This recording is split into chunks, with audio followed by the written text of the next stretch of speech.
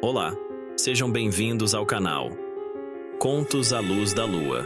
Hoje, veremos um dos primeiros contos do escritor Howard Phillips Lovecraft.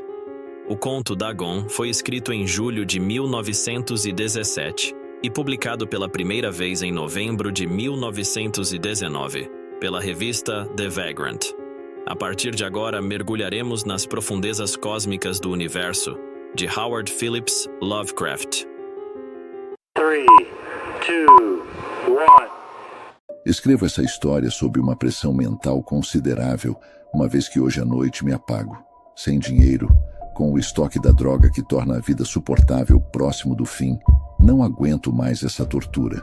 Estou prestes a me atirar pela janela da água furtada na desolação da rua lá embaixo. Não entenda minha dependência da morfina como uma fraqueza ou uma perversão. Quando o senhor ler essas páginas rabiscadas às pressas, poderá entender, ainda que não por completo, a minha ânsia pelo esquecimento ou pela morte. Foi numa das regiões mais abertas e menos frequentadas do enorme Pacífico que o paquete em que eu era supervisor de carga caiu vítima das forças alemãs. Era o início da Grande Guerra e as forças oceânicas dos teutos ainda não haviam afundado ao nível da degradação posterior, de modo que nossa embarcação foi capturada como um troféu legítimo, enquanto nós, da tripulação, fomos tratados com toda a justeza e consideração devida aos prisioneiros navais. A postura de nossos captores, a bem dizer, era tão tolerante que 5 dias após a abordagem consegui escapar sozinho em um pequeno barco, levando comigo água e provisões suficientes para um período considerável. Quando por fim me vi livre, à deriva, eu tinha pouca ideia das minhas coordenadas. Sendo um navegador de poucas habilidades, eu só conseguia ter uma vaga noção, graças ao sol e às estrelas, de que estava ao sul do Equador. Quanto à longitude, eu não fazia a menor ideia, e não havia nenhuma ilha ou litoral à vista. O tempo manteve-se bom, e por dias incontáveis fiquei à deriva sob o sol escaldante, esperando que algum navio passasse ou que as ondas me conduzissem à orla de um lugar habitável. Mas nem o navio nem a costa apareceram, e comecei a entrar em desespero com a solidão em meio à grandeza opressiva do infinito panorama azul. A mudança operou-se enquanto eu dormia. Jamais conhecerei os detalhes, pois o meu sono, mesmo sendo agitado e cheio de pesadelos, foi ininterrupto. Quando por fim acordei, vi-me parcialmente sugado pelo lodo de um infernal pântano negro que se estendia à minha volta em ondulações monótonas até onde a vista alcançava e onde o meu barco estava ancorado a alguma distância.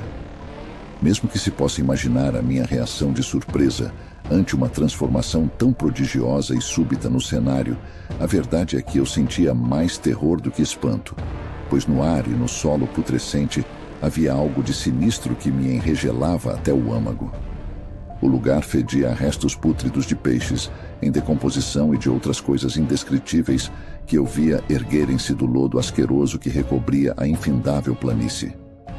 Talvez eu não devesse tentar pôr em meras palavras o horror indescritível que o silêncio absoluto e a imensidão estéril podem encerrar. Não se ouvia nada, não se via nada afora a vastíssima extensão de lodo negro, mas era a perfeição do silêncio e a constância do cenário o que me oprimia com um terror nauseante. O sol ardia em um céu que parecia quase negro em sua crueldade límpida, como se a refletir o palude escuro como nanquim sob os meus pés. Enquanto eu retornava ao barco, percebi que só havia uma teoria para explicar a minha situação. Por obra de alguma erupção vulcânica sem precedentes, uma parte do solo marítimo fora arremessada em direção à superfície, expondo regiões que, por incontáveis milhões de anos, haviam repousado em silêncio nas insondáveis profundezas oceânicas. Tamanha era a extensão de terra assim surgida, que eu não conseguia ouvir o rumor do mar, por mais que tentasse. Tampouco se viam aves marítimas a procurar comida entre as carcaças. Por longas horas fiquei pensando ou cogitando no barco, que estava de lado a fim de projetar alguma sombra enquanto o sol movia-se no firmamento. À medida que o dia avançava, o chão ficava menos pegajoso e dava a impressão de que em pouco tempo estaria seco o suficiente para uma caminhada. Dormi pouco à noite e no dia seguinte preparei um suprimento de comida e água antevendo uma jornada por terra em busca do mar desaparecido e de um possível resgate. Na terceira manhã, o solo estava seco o bastante para que eu pudesse caminhar sem dificuldade. O odor dos peixes era enlouquecedor, mas eu estava compenetrado em assuntos muito mais graves para incomodar-me com um mal tão insignificante e assim lancei-me rumo ao desconhecido. Andei o dia inteiro em direção ao ocidente, guiado por um promontório que se erguia mais alto do que qualquer outra elevação naquele vasto deserto. Acampei naquela noite e no dia seguinte prossegui em direção ao promontório, que no entanto parecia quase tão distante quanto no momento em que o vi pela primeira vez. Na quarta noite cheguei ao pé da elevação, muito mais alta do que parecera ao longe. Um vale destacava seus contornos em meio ao panorama geral. Exausto demais para escalar, dormi à sombra do promontório. Não sei por que meus sonhos foram tão fantásticos naquela noite, mas antes que a formidável lua gibosa subisse às alturas celestes, acordei suando frio, determinado a não mais dormir. Eu não seria capaz de aguentar mais uma vez aquelas visões. O luar mostrou-me o quão tolo eu fora ao viajar durante o dia. Sem o brilho do sol escaldante, minha jornada teria consumido menos energia. Em verdade, naquele instante, eu sentia-me apto a empreender a escalada que me vencera ao pôr do sol. De posse dos meus suprimentos, parti em direção ao pico daquela eminência. Disse eu que a monotonia constante da paisagem inspirava-me um horror vago, mas acredito que meu horror tenha sido ainda maior quando ganhei o cume do promontório e olhei para o outro lado, em direção a um enorme fosso ou cânion, cujos negros recessos a lua ainda não subira o bastante para iluminar. Senti-me nos limites do mundo, olhando para o caos insondável de uma noite eterna. Meu terror era atravessado por reminiscências do paraíso perdido e da terrível escalada de Satã pelos domínios da escuridão primordial. À medida que a lua subia, comecei a notar que os declives do vale não eram tão íngremes quanto eu imaginara a princípio. Saliências e escarpas na rocha proporcionavam uma descida relativamente fácil, e após algumas dezenas de metros, o declive tornava-se bastante gradual. Tomado por um impulso que não sou capaz de explicar, desci pelo caminho de pedra e postei-me no declive mais suave lá embaixo, olhando aquelas profundezas infernais onde luz alguma jamais havia penetrado. De repente, minha atenção dirigiu-se a um enorme e singular objeto que se erguia a pique no declive do outro lado, a uns 100 metros de distância. Um objeto que resplandecia em brancura com os raios recém-chegados da lua ascendente. Logo me convenci de que era uma enorme rocha, mas por algum motivo eu tive a nítida impressão de que aquele contorno e aquela disposição não podiam ser obra da natureza.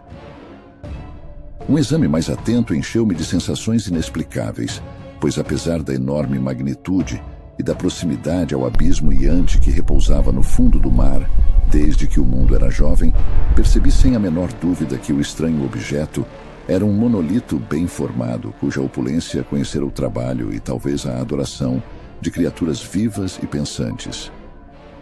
Confuso e assustado, mas sentindo o entusiasmo dos cientistas e arqueólogos, examinei meus arredores em maior detalhe. A lua, já próxima ao zênite, resplandeceu com um brilho estranho acima do sobranceiro promontório que circundava o abismo e revelou um enorme volume de água lá embaixo, que se estendia para os dois lados e quase batia-me nos pés enquanto eu permanecia no declive. No outro lado do pélago, pequenas ondas quebravam junto à base do monolito ciclópico, onde se viam inscrições e esculturas primitivas. A escrita usava um sistema de hieróglifos que eu ignorava, diferente de todos aqueles vistos nos livros, e consistia, na maior parte, de símbolos aquáticos estilizados, como peixes, enguias, polvos, crustáceos, moluscos, baleias e outros. Muitos hieróglifos representavam coisas marinhas desconhecidas ao mundo moderno, mas cujos corpos em decomposição eu avistara na planície que se erguera do mar. Era o estilo pictórico, no entanto, o que mais me hipnotizava.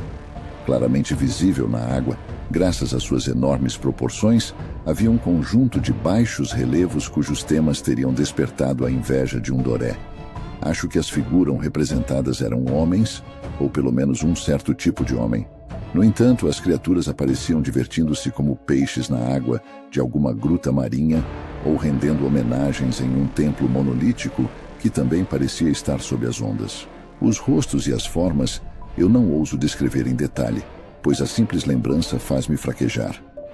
Grotesco, além da imaginação de um Poe ou de um Bulwer, o contorno geral das figuras era muito humano, apesar das mãos e pés com membranas natatórias, dos impressionantes lábios carnudos e molengos, dos olhos vidrados arregalados e de outros traços de lembrança desagradável. Tive a curiosa impressão de que os desenhos estavam bastante fora de proporção com o cenário ao redor. Uma das criaturas aparecia matando uma baleia, representada em tamanho só um pouco maior do que ela própria. Como eu disse, reparei no aspecto grotesco e no tamanho exagerado das figuras, mas no instante seguinte pensei que aqueles seriam apenas os deuses imaginários de alguma tribo primitiva de pescadores ou navegadores. Uma tribo cujos últimos descendentes haviam perecido eras antes que o primeiro ancestral do homem de Piltdown ou do homem de Neandertal nascesse. Estupefato com o vislumbre de um passado que extrapolava a imaginação do mais ousado antropólogo, pus-me a meditar enquanto a lua lançava reflexos singulares sobre o silencioso canal à minha frente. Então, de repente, eu vi, com um leve rumor que marcou sua chegada à superfície, a coisa apareceu acima das águas escuras. Vasto como um polifemo, horrendo, aquilo dardejava como um pavoroso monstro saído de algum pesadelo em direção ao monolito, ao redor do qual agitava os braços escamosos, ao mesmo tempo que inclinava a cabeça hedionda e emitia sons compassados. Acho que foi naquele instante que perdi a razão. Em relação à escalada frenética do aclive e do promontório e à jornada delirante rumo ao barco, não recordo quase nada. Acho que cantei um bocado e irrompi em gargalhadas estranhas quando não consegui mais cantar. Tenho lembranças difusas de uma forte tempestade, algum tempo depois de retornar ao barco. De qualquer modo, sei que ouvi em trovoadas e outros sons que a natureza só emite em seus momentos de maior furor. Quando emergi das trevas, eu estava num hospital em São Francisco. Quem me levou até lá foi o capitão do navio americano que resgatou meu barco, à deriva no oceano. Falei muito em meu delírio, mas descobri que haviam dado pouca atenção às minhas palavras. Meus benfeitores não sabiam nada a respeito de terras emersas no Pacífico, e não julguei apropriado insistir em algo que eu sabia ser inacreditável. Certa vez falei com um etnólogo famoso e divertiu com perguntas um tanto peculiares sobre a antiga lenda filistina de Dagon, o deus peixe. Mas logo, ao perceber que o estudioso era irremediavelmente ordinário, desisti das minhas perguntas. É à noite, em especial quando a lua está gibosa e minguante, que vejo a coisa. Tentei morfina, mas a droga mostrou-se um alívio apenas temporário e prendeu-me em suas garras como a um escravo desesperançado. Agora, tendo escrito um relato completo para a informação ou para o deleite zombeteiro de meus semelhantes, pretendo pôr um fim a tudo. Muitas vezes pergunto-me se tudo não seria a mais pura ilusão, um simples delírio, enquanto eu jazia vociferando durante uma insolação no barco, exposto aos elementos, logo após escapar da belonave alemã. Eis o que me pergunto, mas sempre tenho uma visão nítida do terror em resposta. Não consigo pensar nas profundezas oceânicas sem estremecer ao imaginar as coisas inomináveis que neste exato momento podem estar deslizando e arrastando-se pelo fundo viscoso, rendendo homenagens a antigos ídolos de pedra e esculpindo sua execranda imagem em obeliscos submarinos de granito úmido. Sonho com o dia em que possam erguer-se acima das ondas para arrastar ao fundo em suas garras fétidas os resquícios dessa humanidade pífia e devastada pela guerra, com o dia em que a terra há de afundar e o fundo escuro do oceano erguer-se em meio ao pandemônio universal. O fim está próximo. Ouço um barulho na porta como o de um enorme corpo escorregadio batendo contra a madeira. Jamais vão me encontrar. Meu Deus, aquela mão, a janela, a janela.